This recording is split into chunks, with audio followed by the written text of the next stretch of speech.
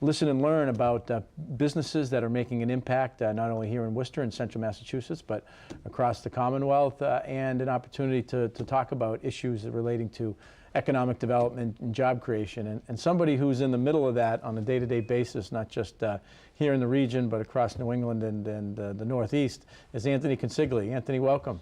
Welcome. Thank you for having me. Well, Anthony, a CEO of Consigli Construction, and it's a great, I think, family story.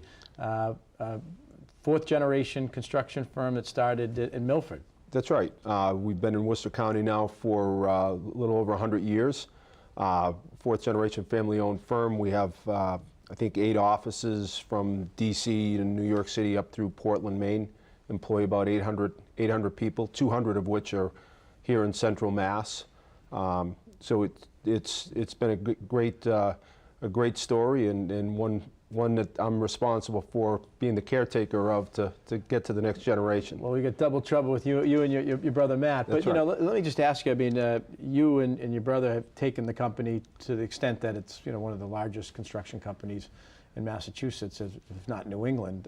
Sure. And taking what I started, people, how do you become a big business? Well, usually they start as a small business. I mean, if you could, just a few minutes, talk about that kind of generational growth and how do you manage it and the challenges of running a family business. Well, I think it was 98% of businesses don't make it to the fourth generation, and in conjunction with that, construction has the second highest failure rate of any business in America. So it is a very tough task. Construction is a very difficult business. You're dealing with a lot of unforeseens, changing plans, weather, right, labor issues, material shortages. So you're juggling a lot of balls at once. And so as complicated as it is, it's also very rewarding because you're seeing an end product that you can be very proud of, and you're in constant problem-solving mode. Right, right.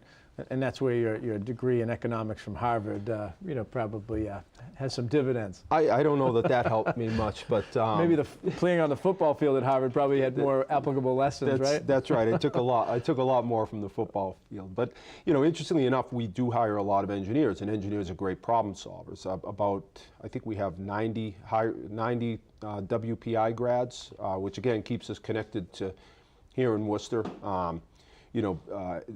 We hire a lot of engineers for that reason. It's constant problem solving. And we see with the economy, the growth has not been as robust as people would like. But actually, when you look, I think we're running one of the longest running recoveries, even though it's the percentages each year of growth are very slow. But the construction industry generally has been fairly busy over the last decade. Sure. It's something of constant discussion. Right now, I think there's a lot of strains on the construction industry, especially as it concerns labor and trained labor, skilled craft. I think it's very strained. There's different ways of dealing with that. In terms of the building boom, that's been a lot of discussion as of late. They're showing, at least in the Boston area, permits being down about 20% over the previous year. So people are wondering, hey, is this boom starting to come to an end? How much life is still left in there? I for one still think that there is some life left, which I think is good for Central Mass, because I think we have to take advantage of this building boom, while it lasts. And that's I'm going to segue to my next question because you kind of touched on it. But having that vantage point operating in places like Washington D.C., New York City, Portland. You do a lot of work in Boston, but your kind of home base is Worcester. And sure. Your headquarters is Milford. Where do you what's your kind of analysis of kind of where Worcester's come and Central Mass has come over the last 10 or 15 years, and where do you see kind of it going and the strengths of the economy? Sure.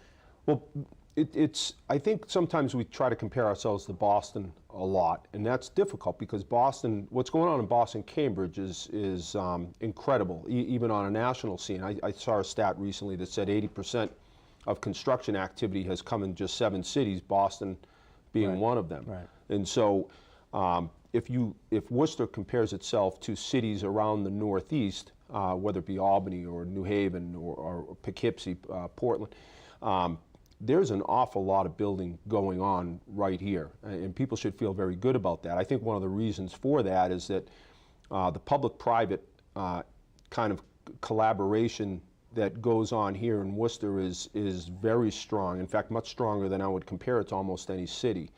And I think that that's really one of the benefits of being here in Worcester.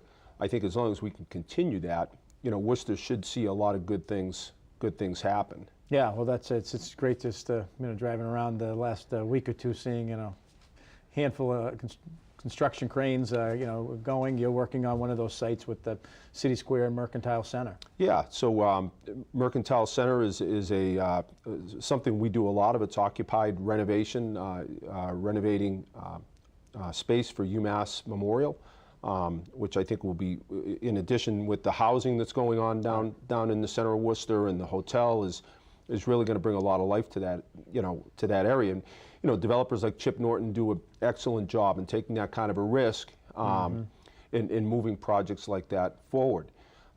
Likewise, the City Square Garage is the completion of our public-private kind of partnership with the city. The city's been a great partner. Again, taking on a complicated job, tying a garage into 5 different buildings, and those are the complicated type projects that we like to engage in. You touched on something that I talked about on the show, because it's something I had some idea about being an issue, but having had the chance now to lead the chamber for the last 3.5 years, the single biggest issue that we hear from our members, regardless of the size of the company or the sector they're in, is workforce pipeline, training. How do you get kind of that skilled workforce? What recommendations or thoughts do you have of how do we, in the construction trades, build you that pipeline so that you've got the workers to do what needs to be done? Sure. Well, the recent article in the Boston Globe highlighted a 3,200 wait list for vocational schools. So Worcester is home to some of the greatest vocational schools out there, whether it be Worcester Voc, Bay Path, Blackstone, Blackstone Tech. We have to clear that backlog. We have to invest in vocational schools, vocational education. I think it's absolutely paramount to not only construction success, but really success of our economy. People are talking now about a manufacturing renaissance that could come back to the United States, especially with the president-elect. And I think that Worcester's in a great position to be poised to jump on that success, and the vocational schools are part of that. I think secondly is just STEM in STEM education. Again, we funded a program.